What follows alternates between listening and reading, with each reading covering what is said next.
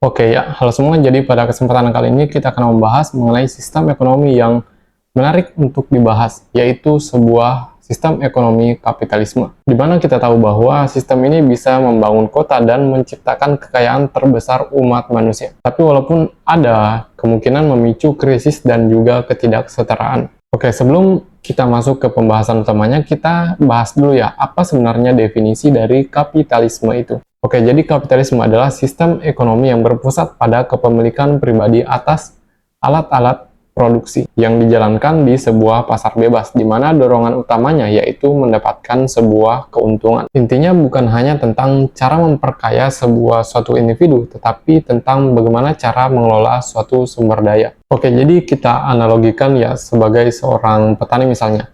Ada dua orang petani. Yang pertama, petani A bekerja di lahan milik desa, dan petani B bekerja di lahan yang dia miliki pribadi. Nah, pertanyaannya di sini coba kalian jawab. Petani mana yang akan bekerja lebih keras dan juga berinovasi lebih banyak? Oke, kita kasih waktu 3 detik ya. 1, 2, 3.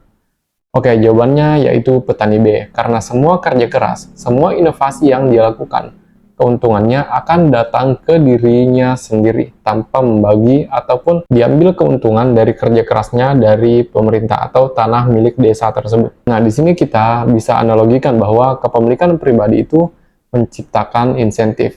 Itulah yang namanya kapitalisme. Tapi sebelum adanya kapitalisme, di Eropa didominasi oleh merkantilisme. Ini adalah sistem di mana suatu negara atau sebuah kerajaan mengontrol perdagangan, di mana tujuan mereka adalah mengumpulkan emas dan juga perak sebanyak-banyaknya. Biasanya melalui kolonialisme dan juga membatasi impor di suatu daerah tersebut. Ini adalah sistem fixed payah atau kue tetap, di mana untuk memberikan keuntungan di suatu negara dan negara lainnya rugi. Di mana ya sistem kapitalisme ini benar-benar meledak di era sistem revolusi industri antara abad 18 dan juga 19. Penemuan teknologi baru seperti mesin uap, pabrik, ini membutuhkan kapital yang sangat besar. Jadi siapa yang memiliki modal ini?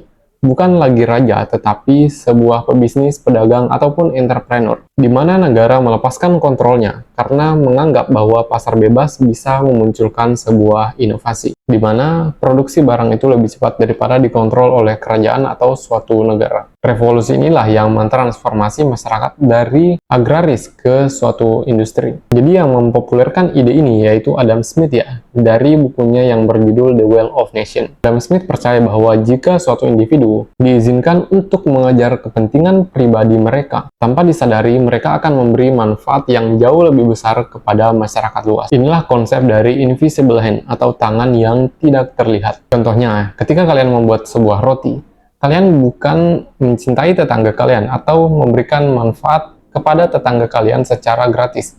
Intinya, kalian hanya ingin mendapatkan keuntungan sebesar-besarnya, di mana akhirnya kalian melayani kebutuhan masyarakat, yaitu roti yang bagus dengan harga yang murah karena adanya persaingan. Jadi disinilah pasar bebas mengatur dirinya sendiri, dengan syarat harus ada persaingan. Jadi bisa dibilang ya, kapitalisme modern terdiri dari 4 pilar. Yang pertama, kepemilikan pribadi. Yang kedua, persaingan pasar bebas. Yang ketiga, adanya motif mengambil keuntungan. Dan yang keempat, minimnya peran pemerintah. Jadi pemerintah itu hanya boleh sebagai wasit, bukan pemain. Walaupun ya tidak semua setuju dengan teori Adam Smith ini. Dimana setelah Great Depression, John Maynard Keynes muncul dan berpendapat bahwa invisible hand ini tidak sempurna, bahkan bisa menyebabkan krisis yang sangat besar. Nah, Keynes inilah yang mempopulerkan intervensi pemerintah. Misalnya mengeluarkan uang untuk membangun proyek infrastruktur di saat krisis terjadi. Dan disinilah dilahirkan kapitalisme campuran. Jadi mungkin kalian bertanya ya, jadi siapa sih yang bisa didefinisikan sebagai seorang kapitalis? Jadi seseorang itu bisa disebut sebagai seorang kapitalis jika dia memiliki modal dan juga mengendalikan modal tersebut yang digunakan untuk memproduksi barang atau jasa, misalnya mesin, tanah, pabrik, bahkan modal finansial seperti saham, di mana seorang karyawan adalah tenaga kerja dan sebagai pemilik modal, dia adalah seorang kapitalisme, di mana mempekerjakan seseorang dan mengambil keuntungan dari apa yang dikerjakan seseorang tersebut, dari apa yang dia perintahkan untuk lakukan. Kembali lagi, suatu kegiatan ekonomi yang dilakukan untuk mendapatkan sebuah keuntungan. Jadi pikirkan kapitalisme itu sebagai permainan monopoli. Setiap orang memulai dengan modal, tapi tujuannya adalah untuk membeli sebuah aset, agar orang lain membayar kepada kita dengan uang yang mereka miliki. Uang adalah alat, tetapi modal atau aset yang menghasilkan pendapatan adalah kekuatan pendorong dari hal tersebut. Semakin banyak modal yang kalian miliki, semakin banyak kekayaan yang akan kalian tarik darinya. Contoh misal di saham, jika dengan kenaikan 12%, dengan modal 10 juta, kalian bisa mendapatkan 11.200.000. Nah, berbeda lagi dengan modal 100 juta. Dengan kenaikan yang sama 12%, kalian akan mendapatkan 112 juta.